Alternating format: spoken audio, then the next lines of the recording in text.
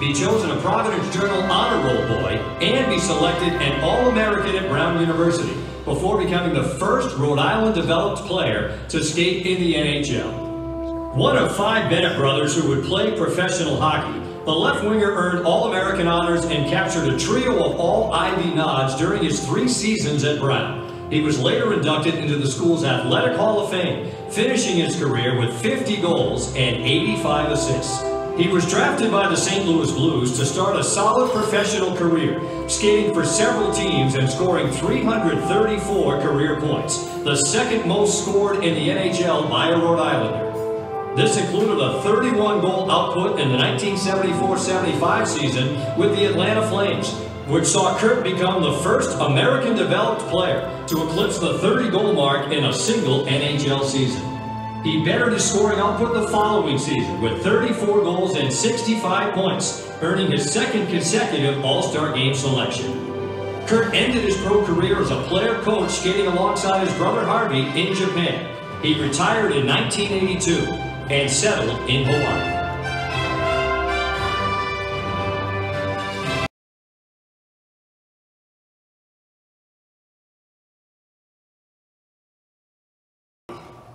Why does Rhode Island produce the hockey caliber it did and it's continuing to do?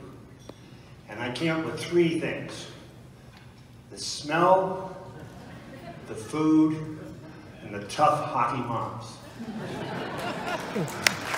That's good. The smell, well, there's a phrase, "you stink nice."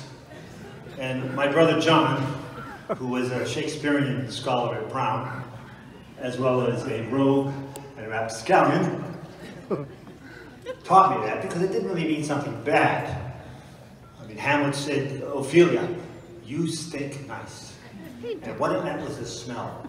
And the smell was the Rhode Island Auditorium.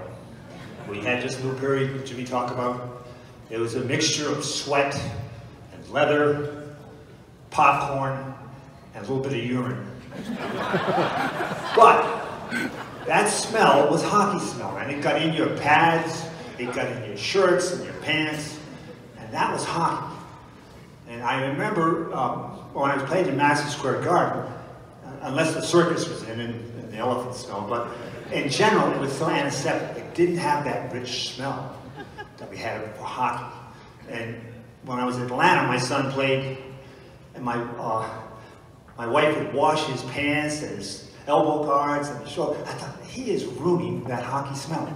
Because that's the thing that I thought made hockey. And if players play in the Reds Arena, they know what I'm talking about.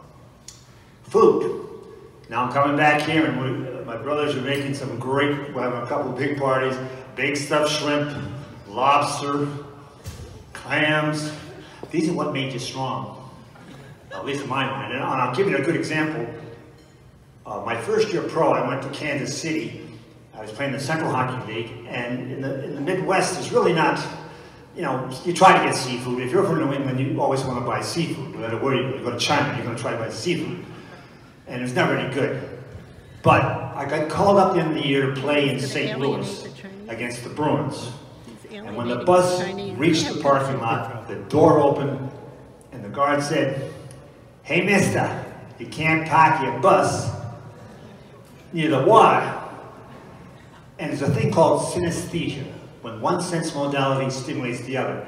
And when I heard this wafting through the bus, I tasted lobster. There was a taste right just hearing that sound, and I missed it so much.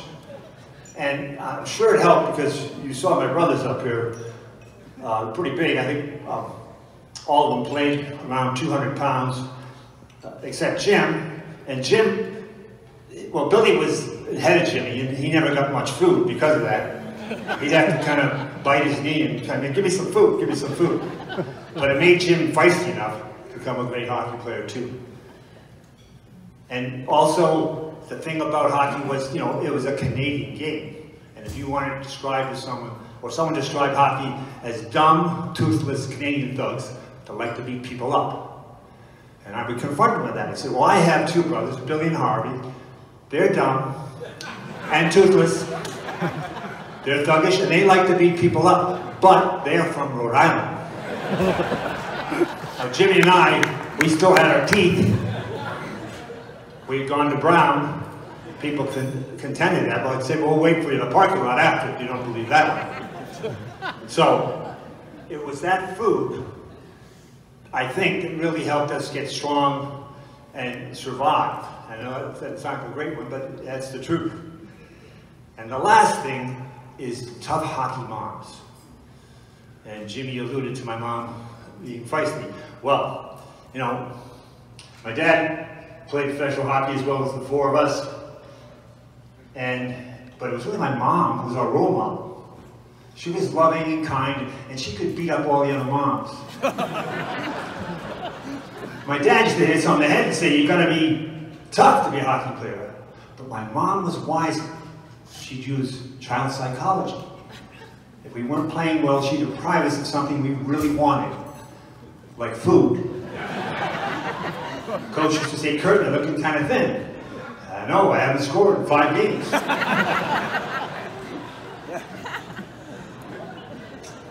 And I'll tell you this story because this is before I was born, but it's a great story. And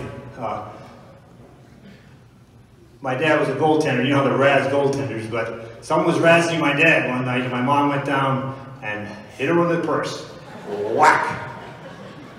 Police had to take her away. But in court, the judge, who was Judge Leach, who later became governor, said, Mrs. Bennett, this man's allowed to say what he wants to say, but you are also allowed to feel the way you do. And he fined her $1. And I thought, how Rhode Island is that?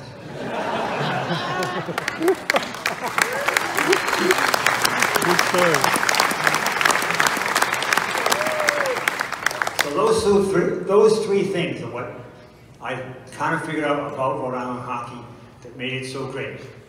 And don't underestimate the moms. If you talk to most athletes, not just hockey, they're going to say it was their mother was the one that got them going. And in our case, my mom was like that too. So thank you very much for this award. And for you moms out there, I hope I gave you some good advice to get higher stature in your family.